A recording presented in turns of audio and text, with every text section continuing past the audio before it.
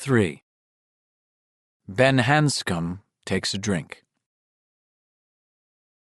If, on that night of May 28, 1985, you had wanted to find the man Time magazine had called perhaps the most promising young architect in America, Urban Energy Conservation and the Young Turks, Time, October 15, 1984, you would have had to drive west out of Omaha on Interstate 80 to do it. You'd have taken the Sweetholme exit and then Highway 81 to downtown Sweetholme, of which there isn't much. There you'd turn off on Highway 92 at Bucky's High Hat Eat-em-Up, chicken fried steak our specialty. And once out in the country again, you'd hang a right on Highway 63, which runs straight as a string through the deserted little town of Gatlin, and finally into Hemmingford Home. Downtown Hemmingford Home made downtown Sweetholme look like New York City. The business district consisted of 8 buildings, 5 on one side and 3 on the other. There was the clean-cut barber shop. Propped in the window, a yellowing hand-lettered sign fully 15 years old read, "If you're a hippie, get your hair cut somewheres else." The second-run movie house, the Five and Dime. There was a branch of the Nebraska Homeowners Bank, a 76 gas station, a Rexall drug, and the National Farmstead and Hardware Supply, which was the only business in town which looked halfway prosperous. And, near the end of the main drag, set off a little way from the other buildings like a pariah and resting on the edge of the big empty, you had your basic roadhouse, the Red Wheel. If you had gotten that far, you would have seen in the potholed dirt parking lot an aging 1968 Cadillac convertible with double CB antennas on the back. The vanity plate on the front read simply, "Ben's Caddy," and inside, walking toward the bar, you would have found your man. Lanky, sunburned, dressed in a chambray shirt, faded jeans, and a pair of scuffed engineer boots. There were faint squint lines around the corners of his eyes, but nowhere else. He looked perhaps 10 years younger than his actual age, which was 38. "Hello, Mr. Hanscom," Ricky Lee said, putting a paper napkin on the bar as Ben sat down. Ricky Lee sounded a trifle surprised, and he was. He had never seen Hanscom in the Wheel on a weeknight before. He came in regularly every Friday night for 2 beers and every Saturday night for 4 or 5. He always asked after Ricky Lee's 3 boys. He always left the same $5 tip under his beer stein when he took off. In terms of both professional conversation and personal regard, he was far and away Ricky Lee's favorite customer. The $10 a week and the $50 left under the stein at each Christmas time over the last 5 years was fine enough, but the man's company was worth far more. Worthwhile company was always a rarity, but in a honky-tonk like this, where talk always came cheap, it was scarcer than hen's teeth. Although Hanscom's roots were in New England and he had gone to college in California, there was more than a touch of the extravagant Texan about him. Ricky Lee counted on Ben Hanscom's Friday-Saturday night stops because he had learned over the years that he could count on them. Mr. Hanscom might be building a skyscraper in New York, where he already had 3 of the most talked-about buildings in the city, a new art gallery in Redondo Beach, or a business building in Salt Lake City, but come Friday night, the door leading to the parking lot would open sometime between 8 o'clock and 9:30, and in he would stroll, as if he lived no farther than the other side of town, and had decided to drop in because there was nothing good on TV.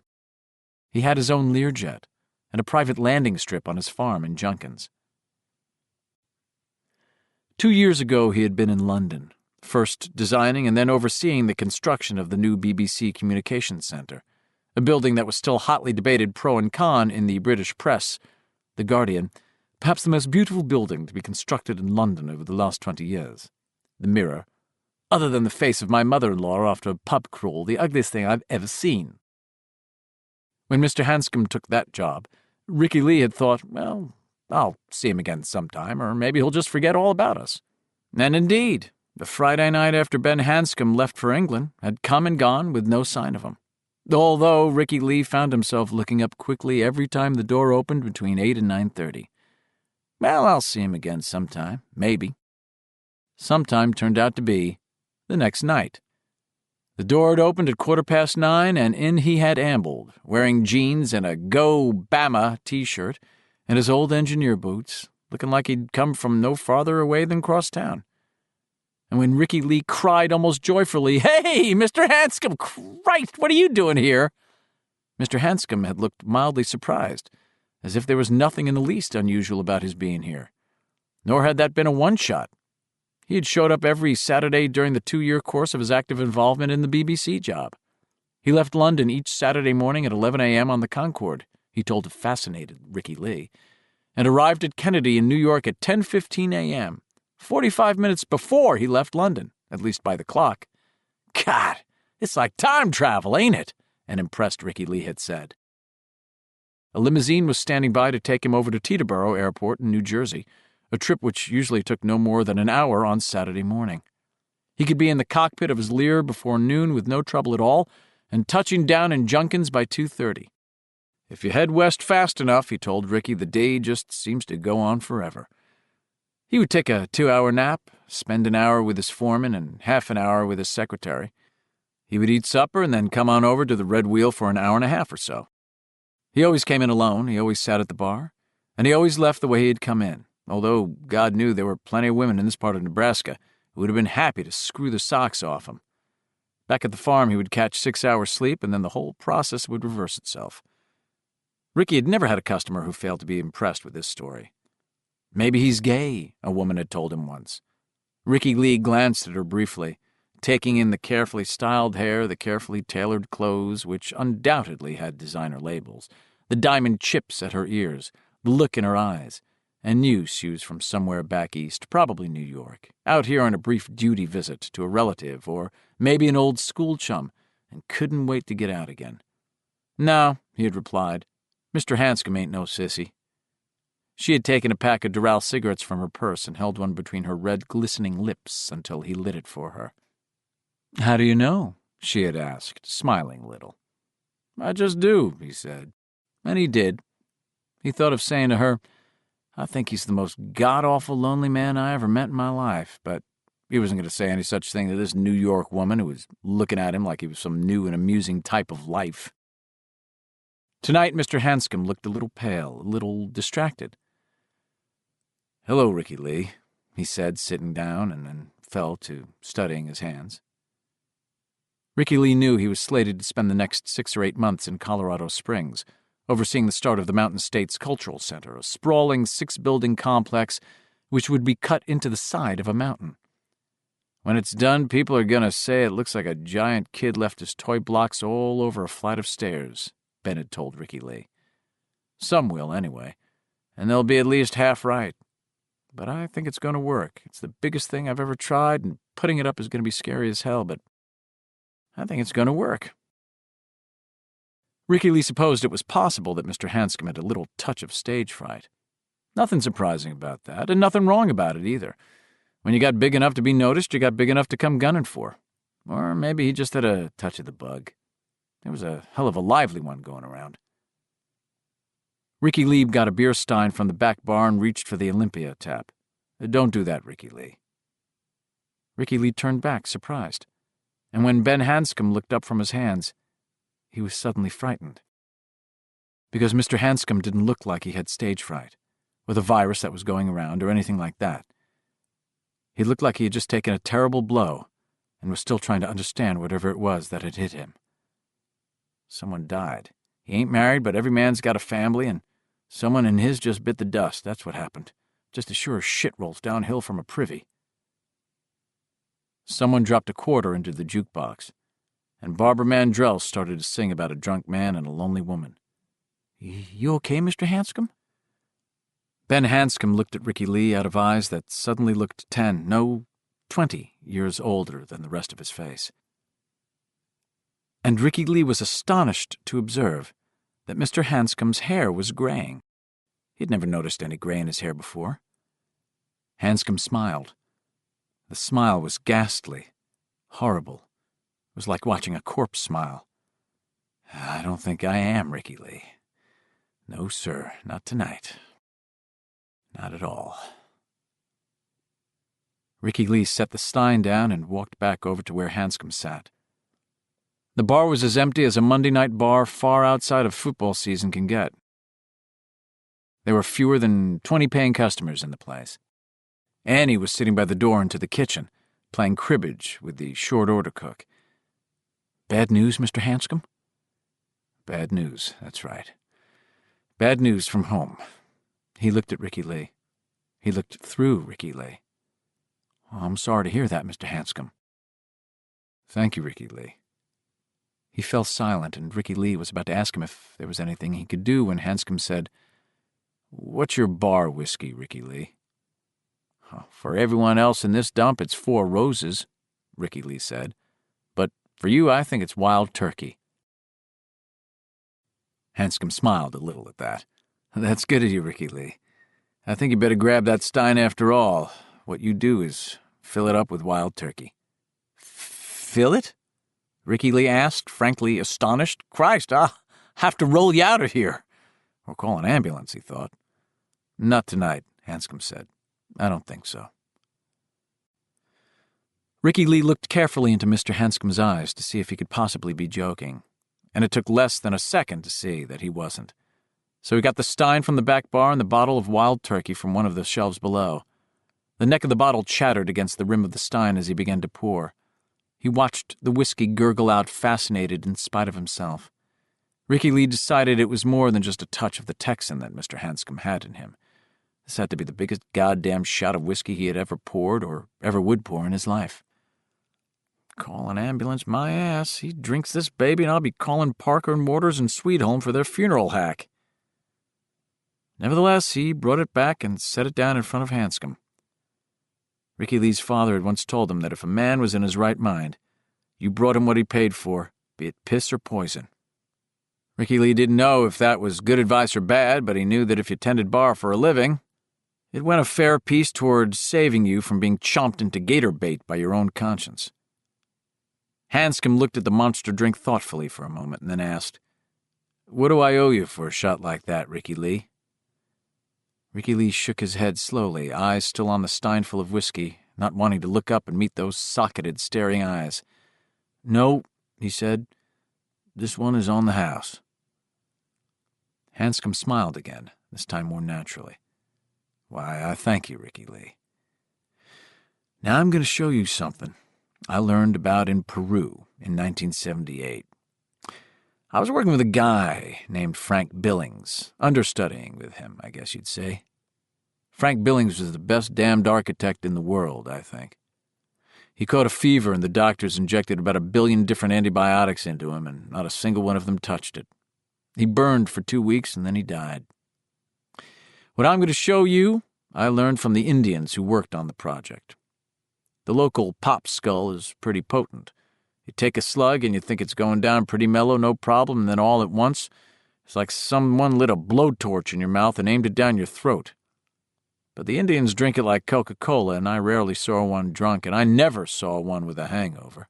Never had the sack to try it their way myself. But I think I'll give it a go tonight. Bring me some of those lemon wedges there. Ricky Lee brought him 4 and laid them out neatly on a fresh napkin next to the stein of whiskey. Hanscom picked one of them up, tilted his head back like a man about to administer eye drops to himself, and then began to squeeze raw lemon juice into his right nostril. "Holy Jesus!" Ricky Lee cried, horrified. Hanscom's throat worked. His face flushed, and then Ricky Lee saw tears running down the flat planes of his face toward his ears. Now the Spinners were on the juke, singing about the rubber band man. "Oh, Lord, I just don't know how much of this I can stand," the Spinners sang. Hanscom groped blindly on the bar, found another slice of lemon and squeezed the juice into his other nostril. "You're gonna fucking kill yourself," Ricky Lee whispered. Hanscom tossed both of the wrung-out lemon wedges onto the bar. His eyes were fiery red and he was breathing in hitching, wincing gasps.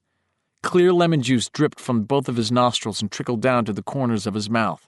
He groped for the stein, raised it, and drank a third of it. Frozen, Ricky Lee watched his Adam's apple go up and down. Hanscom set the stein aside, shuddered twice, then nodded. He looked at Ricky Lee and smiled a little. His eyes were no longer red. "Works about like they said it did." You are so fucking concerned about your nose that you never feel what's going down your throat at all." "You're crazy, Mr. Hanscom," Ricky Lee said. "You bet your fur," Mr. Hanscom said. "You remember that one, Ricky Lee? We used to say that when we were kids, you bet your fur. Did I ever tell you I used to be fat?" "No, sir, you never did," Ricky Lee whispered. He was now convinced that Mr. Hanscom had received some intelligence so dreadful that the man really had gone crazy, or at least taken temporary leave of his senses. "I was a regular butterball. Never played baseball or basketball, always got caught first when we played tag. Couldn't keep out of my own way. I was fat, all right. And there were these fellas in my hometown who used to take after me pretty regularly. There was a fellow named Reginald Huggins, only everyone called him Belch. A kid named Victor Chris, a few other guys. But the real brains of the combination was a fellow named Henry Bowers. If there has ever been a genuinely evil kid strutting across the skin of the world, Ricky Lee, Henry Bowers was that kid. I wasn't the only kid he used to take after. My problem was, I couldn't run as fast as some of the others." Hanscom unbuttoned his shirt and opened it. Leaning forward, Ricky Lee saw a funny, twisted scar on Mr. Hanscom's stomach, just above his navel. Puckered, white, and old. It was a letter, he saw. Someone had carved the letter H into the man's stomach, probably long before Mr. Hanscom had been a man. "Henry Bowers did that to me. About 1,000 years ago. I'm lucky I'm not wearing his whole damned name down there." "Mr. Hanscom." Hanscom took the other 2 lemon slices, one in each hand, tilted his head back, and took them like nose drops. He shuddered rackingly, put them aside, and took 2 big swallows from the stein. He shuddered again, took another gulp, and then groped for the padded edge of the bar with his eyes closed. For a moment he held on like a man on a sailboat clinging to the rail for support in a heavy sea. Then he opened his eyes again and smiled at Ricky Lee. "I could ride this bull all night," he said. "Mr. Hanscom, I wish you wouldn't do that anymore," Ricky Lee said nervously. Annie came over to the waitress's stand with her tray and called for a couple of Millers. Ricky Lee drew them and took them down to her. His legs felt rubbery. "Is Mr. Hanscom all right, Ricky Lee?" Annie asked. She was looking past Ricky Lee, and he turned to follow her gaze. Mr. Hanscom was leaning over the bar, carefully picking lemon slices out of the caddy, where Ricky Lee kept the drink garnishes. "I don't know," he said. "I don't think so." "Well, get your thumb out of your ass and do something about it." Annie was, like most other women, partial to Ben Hanscom. "I don't know. My daddy always said that if a man's in his right mind—" "Your daddy didn't have the brains God gave a gopher," Annie said. "Never mind your daddy. You got to put a stop to that, Ricky Lee. He's going to kill himself." Thus, given his marching orders, Ricky Lee went back down to where Ben Hanscom sat. "Mr. Hanscom, I really think you've had an—" Hanscom tilted his head back, squeezed, actually sniffed the lemon juice back this time, as if it were cocaine. He gulped whiskeys as if it were water. He looked at Ricky Lee solemnly. "Bing bang, I saw the whole gang dancing on my living room rug," he said, and then laughed. There was maybe 2 inches of whiskey left in the stein. "That is enough," Ricky Lee said, and reached for the stein. Hanscom moved it gently out of his reach. "Damage has been done, Ricky Lee," he said. "The damage has been done, boy." "Mr. Hanscom, please." "I've got something for your kids, Ricky Lee. Damn if I didn't almost forget." He was wearing a faded denim vest, and now he reached something out of one of its pockets. Ricky Lee heard a muted clink. "My dad died when I was 4, Hanscom said. There was no slur at all in his voice. "Left us a bunch of debts and these. I want your kiddos to have them, Ricky Lee." He put 3 cartwheel silver dollars on the bar, where they gleamed under the soft lights. Ricky Lee caught his breath. "Mr. Hanscom, that's very kind, but I couldn't—" "There used to be 4, but I gave one of them to Stuttering Bill and the others. Bill Denbrough, that was his real name. Stuttering Bill is just what we used to call him. Just a thing we used to say, like, you bet your fur. He was one of the best friends I ever had. I did have a few, even a Fat kid like me had a few. Stuttering Bill's a writer now." Ricky Lee barely heard him. He was looking at the cartwheels, fascinated. 1921, 1923, and 1924. God knew what they were worth now, just in terms of the pure silver they contained. I couldn't," he said again. "But I insist." Mr. Hanscom took hold of the stein and drained it. He should have been flat on his keister, but his eyes never left Ricky Lee's. Those eyes were watery and very bloodshot, but Ricky Lee would have sworn on a stack of Bibles that they were also the eyes of a sober man. "You're scaring me a little, Mr. Hanscom," Ricky Lee said. 2 years ago, Gresham Arnold, a rum-dum of some local repute, had come into the Red Wheel with a roll of quarters in his hand and a $20 bill stuck into the band of his hat. He handed the roll to Annie with instructions to feed the quarters into the jukebox by fours. He put the 20 on the bar and instructed Ricky Lee to set up drinks for the house. This rum-dum, this Gresham Arnold, had long ago been a star basketball player for the Hemmingford Rams, leading them to their first and most likely last high school team championship. In 1961, that had been. An almost unlimited future seemed to lie ahead of the young man. But he had flunked out of LSU his first semester, a victim of drink, drugs, and all-night parties. He came home, cracked up the yellow convertible his folks had given him as a graduation present, and got a job as head salesman in his daddy's John Deere dealership. 5 years passed. His father could not bear to fire him, and so he finally sold the dealership and retired to Arizona, a man haunted and made old before his time by the inexplicable and apparently irreversible degeneration of his son. While the dealership still belonged to his daddy, and he was at least pretending to work, Arnold had made some effort to keep the booze at arm's length. Afterward, it got him completely. He could get mean, but he had been just as sweet as whorehound candy the night he brought in the quarters and set up drinks for the house, and everyone had thanked him kindly, and Annie kept playing Mo Bandy songs because Gresham Arnold liked old Mo Bandy. He sat there at the bar, on the very stool where Mr. Hanscom was sitting now, Ricky Lee realized with steadily deepening unease, and drank 3 or 4 bourbon and bitters, and sang along with the juke, and caused no trouble, and went home when Ricky Lee closed the wheel up, and hanged himself with his belt in an upstairs closet. Gresham Arnold's eyes that night had looked a little bit like Ben Hanscom's eyes looked right now. "Scaring you a bit, am I?" Hanscom asked, his eyes never leaving Ricky Lee's. He pushed the stein away and then folded his hands neatly in front of those 3 silver cartwheels. "I probably am. But you're not as scared as I am, Ricky Lee. Pray to Jesus you never are." "Well, what's the matter?" Ricky Lee asked. "Maybe—" He wet his lips. "Maybe I can give you a help."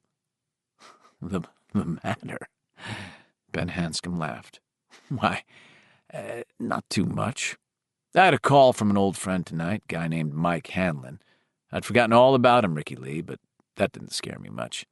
After all, I was just a kid when I knew him, and kids forget things, don't they? Sure they do. You bet your fur. What scared me was getting about halfway over here and realizing that it wasn't just Mike I'd forgotten about. I'd forgotten everything about being a kid." Ricky Lee only looked at him. He had no idea what Mr. Hanscom was talking about, but the man was scared, all right. No question about that. It sat funny on Ben Hanscom, but it was real. "I mean, I'd forgotten all about it," he said, and rapped his knuckles lightly on the bar for emphasis. "Did you ever hear, Ricky Lee, of having an amnesia so complete you didn't even know you had amnesia?" Ricky Lee shook his head. "Me either. But there I was, tooling along in the caddy tonight, and all of a sudden it hit me. I remembered Mike Hanlon, but only because he called me on the phone. I remembered Derry, but only because that was where he was calling from. Derry? But that was all. It hit me that I hadn't even thought about being a kid since I don't even know when. And then, just like that, it all started to flood back in, like what we did with the 4th silver dollar." "What did you do with it, Mr. Hanscom?" Hanscom looked at his watch and suddenly slipped down from his stool, He staggered a bit, the slightest bit. That was all. "Can't let the time get away from me," he said. "I'm flying tonight." Ricky Lee looked instantly alarmed, and Hanscom laughed. "Flying, but not driving the plane. Not this time. United Airlines, Ricky Lee." "Oh." He supposed his relief showed on his face, but he didn't care. "Where are you going?" Hanscom's shirt was still open. He looked thoughtfully down at the puckered white lines of the old scar on his belly, and then began to button the shirt over it. "Thought I told you that, Ricky Lee. Home. I'm going home. Give those cartwheels to your kids." He started toward the door, and something about the way he walked, even the way he hitched at the sides of his pants, terrified Ricky Lee. The resemblance to the late and mostly unlamented Gresham Arnold was suddenly so acute it was nearly like seeing a ghost. "Mr. Hanscom!" he cried in alarm. Hanscom turned back, and Ricky Lee stepped quickly backward. His ass hit the back bar, and glassware gossiped briefly as the bottles knocked together. He stepped back because he was suddenly convinced that Ben Hanscom was dead. Yes, Ben Hanscom was lying dead someplace, in a ditch or an attic, or possibly in a closet with a belt noosed around his neck and the toes of his $400 cowboy boots dangling an inch or two above the floor. And this thing standing near the juke and staring back at him was a ghost. For a moment, just a moment. But it was plenty long enough to cover his working heart with a rime of ice. He was convinced he could see tables and chairs right through the man. "What is it, Ricky Lee?" Nothing." Ben Hanscom looked out at Ricky Lee, from eyes which had dark purple crescents beneath them. His cheeks burned with liquor. His nose looked red and sore. "Nothing," Ricky Lee whispered again. But he couldn't take his eyes from that face, the face of a man who has died deep in sin and now stands hard by hell's smoking side door. "I was fat and we were poor," Ben Hanscom said. "I remember that now. And I remember that either a girl named Beverly or Stuttering Bill saved my life with a silver dollar. I'm scared almost insane by whatever else I may remember before tonight's over, but how scared I am doesn't matter because it's going to come anyway. It's all there like a great big bubble that's growing in my mind. But I'm going, because all I've ever gotten and all I have now is somehow due to what we did then, and you pay for what you get in this world. Maybe that's why God made us kids first and built us close to the ground, because he knows you got to fall down a lot and bleed a lot before you learn that one simple lesson. You pay for what you get. You own what you pay for. And sooner or later, whatever you own comes back home to you." "You gonna be back this weekend, though, ain't you?" Ricky Lee asked through numbed lips. In his increasing distress, this was all he could find to hold on to. "You gonna be back this weekend just like always, ain't you?" "I don't know," Mr. Hanscom said, and smiled a terrible smile. "I'm going a lot farther than London this time, Ricky Lee." "Mr. Hanscom." "You give those cartwheels to your kids," he repeated, and slipped out into the night. "What the blue hell?" Annie asked, but Ricky Lee ignored her. He flipped up the bar's partition and ran over to one of the windows which looked out on the parking lot. He saw the headlights of Mr. Hanscom's caddy come on, heard the engine rev. It pulled out of the dirt lot, kicking up a rooster tail of dust behind it. The taillights dwindled away to red points down Highway 63, and the Nebraska night wind began to pull the hanging dust apart. "He took on a boxcar full of booze, and you let him get in that big car of his and drive away," Annie said. "Way to go, Ricky Lee." "Never mind. He's going to kill himself." And all this had been Ricky Lee's own thought less than 5 minutes ago. He turned to her when the taillights winked out of sight and shook his head. "I don't think so," he said. "Although the way he looked tonight, it might be better for him if he did." "What did he say to you?" He shook his head. It was all confused in his mind, and the sum total of it seemed to mean nothing. "It doesn't matter. But I don't think we're ever going to see that old boy again."